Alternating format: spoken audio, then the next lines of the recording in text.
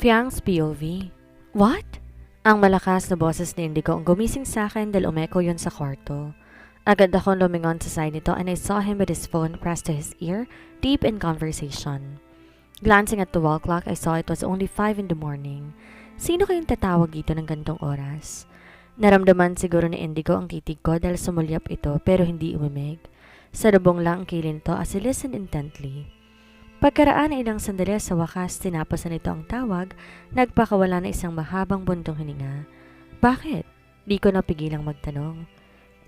Si Ashton yung tumawag. Nakaalis daw si Fatima sa bahay nila nang hindi nila namamalayan. I blinked. Saan siya nagpunta? Ani ako rito? Hindi nila alam, she left without a word. Pinacheck nilang CCTV footage sa main gate ng Velasquez Park and it shows your sister leaving the compound around 2 in the morning. Sa kabila ng pangyayari at sa ginawa ni Fatima, na hindi ko pa rin alam kung totoo, hindi ko maiwasang mag-alala para dito. Agad kong inabot ang cellphone ko para subukan tawagan si Fatima. Mabutit na pagawa ko na kahapon yung screen bago ko nag-check-in sa hotel, kaya maayos na ulit. I waited anxiously, listening to the dial tone but each call went straight to her voicemail. Di ko siya matawagan. Nang mapansin ni Indigo ang paulit-ulit kong pag-dial, lumingon siya sa akin. Get some rest first, he said softly. Masyado pang maaga, mamaya kapag sumikat ng araw, hanapin na lang natin si Fatima. Sigurado kung may nasa isip siya, baka pumunta siya sa lugar ng kaibigan. Napatin ako kay Indigo habang nakasimangot. Paano kung hindi? Paano kung may mangyayari sa kanya?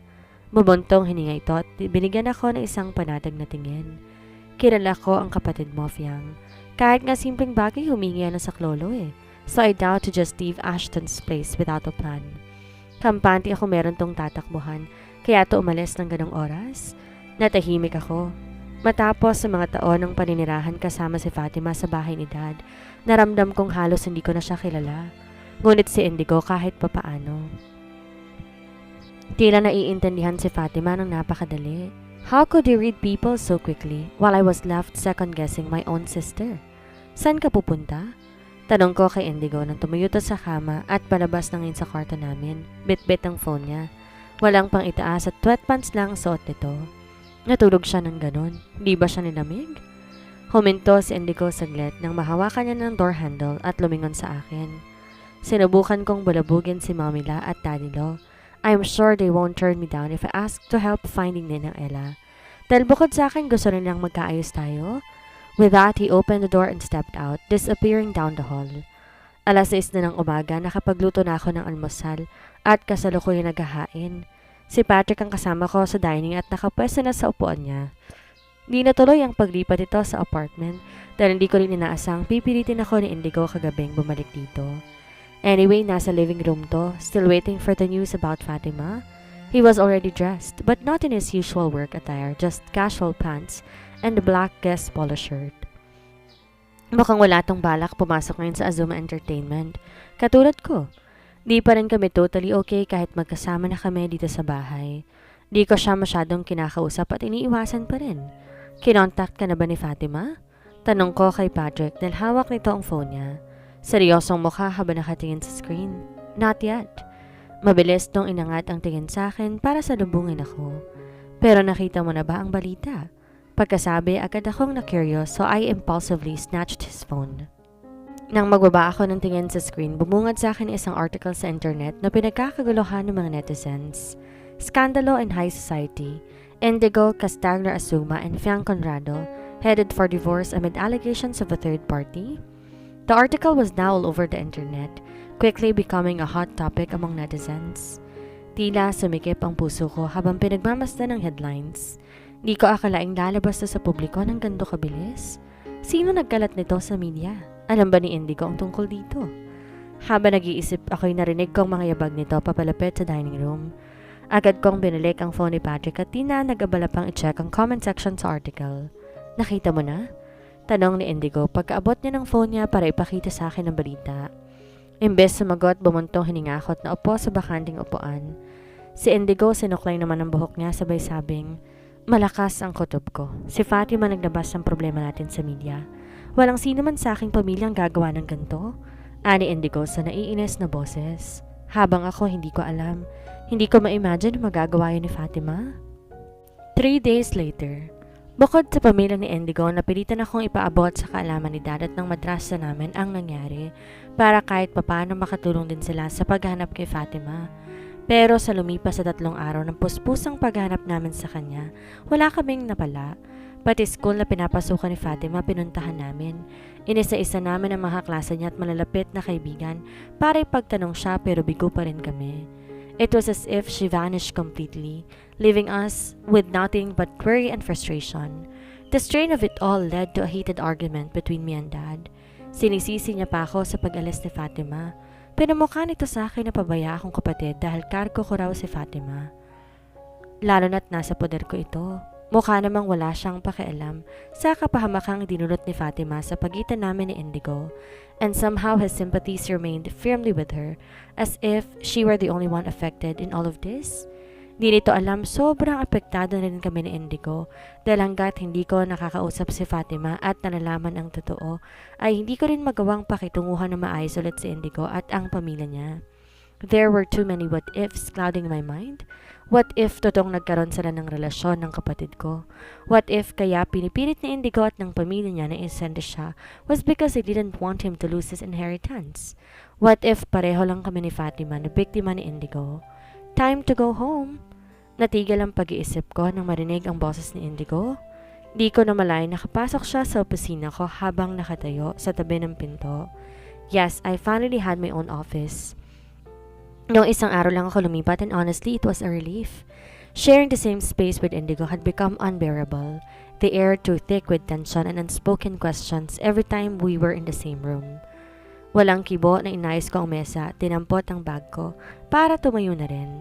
Pinauna niya na akong lumabas sa pinto, saka siya sumunod sa akin ng tahimik.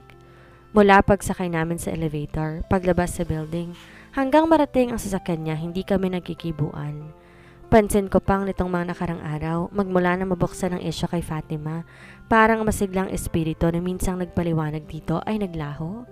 Hindi na to ganon kasigla, hindi ko na rin to nakikita o naririnig na nakikipagtawaran o biroan sa mga empleyadong malapit dito.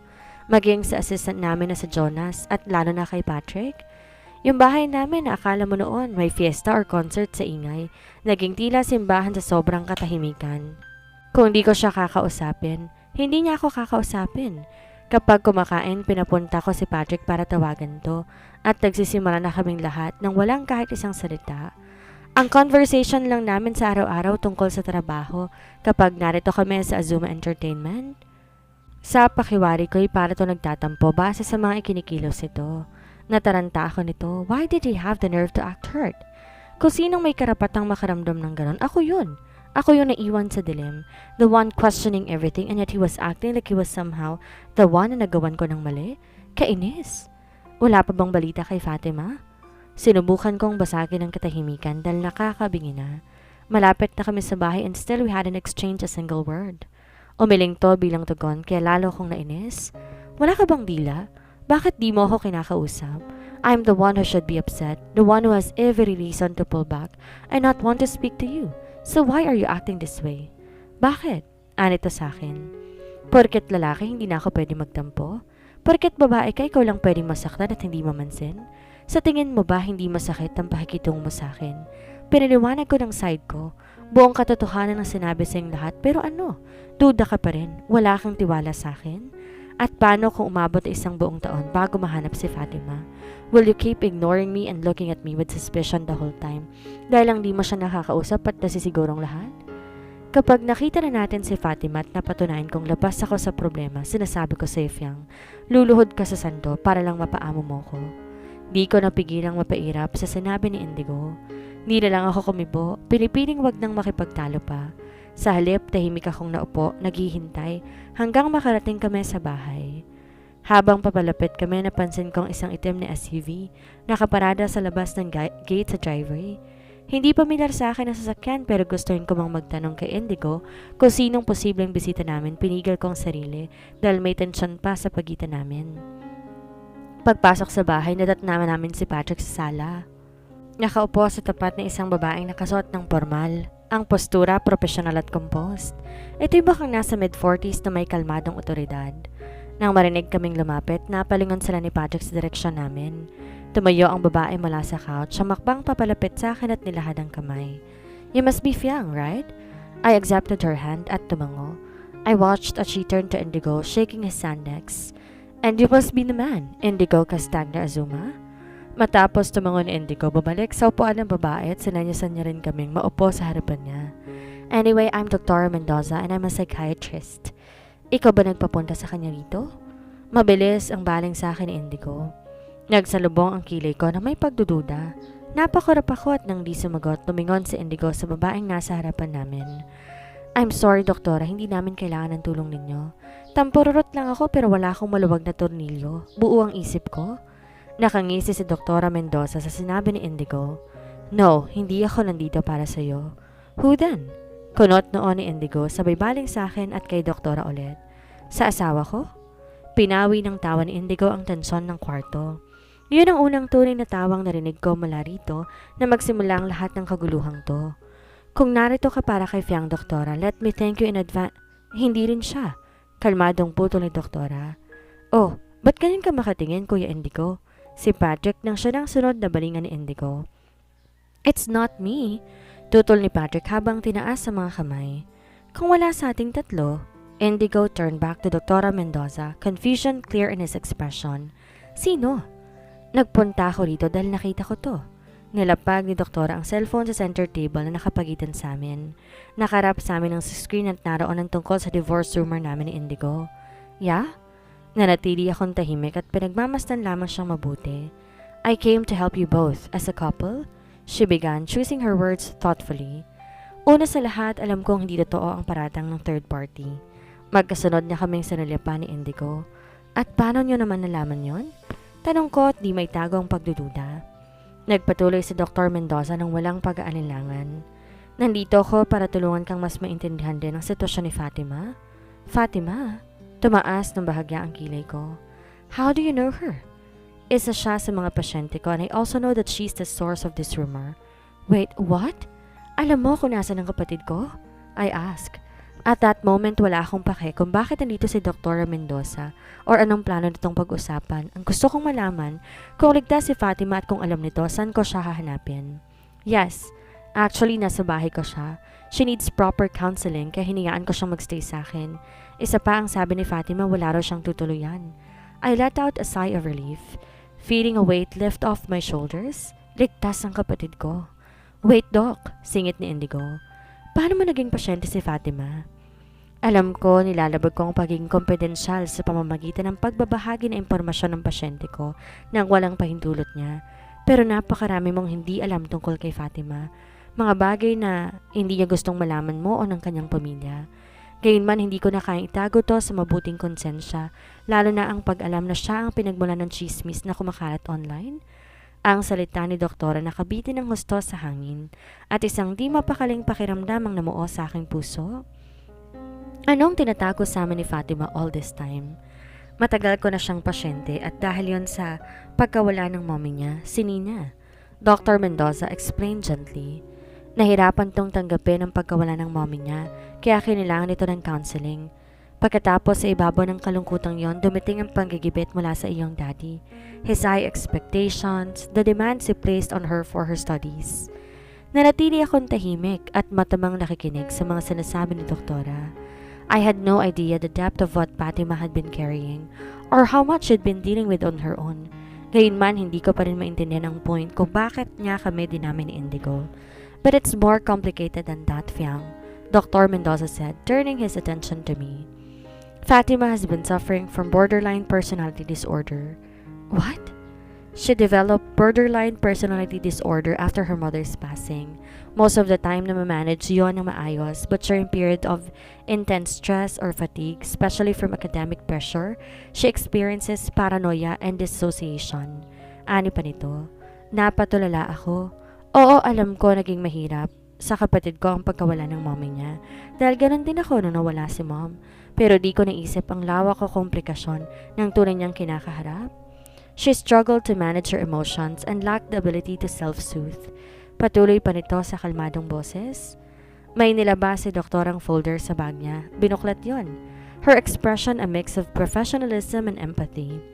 When Fatima's anxiety would spike, it often led to feelings of paranoia or intense self-doubt. Dito na pumapasok yung mga episodes ng depression niya, kung saan nagiging tahimik at pinipiling umiwas sa mga tao. She developed a habit of masking her emotions, especially from those she feared judgment from, like your father. Dr. Mendoza took a steadying breath. Alam ko simula na mangyari ang pambabugbog ng daddy niyo kay Fatima. Kinupkup mo na siya at kasama niyo ritong nakatira. Ngunit sa mga panahong to, tumindi ang mga maling akala niya.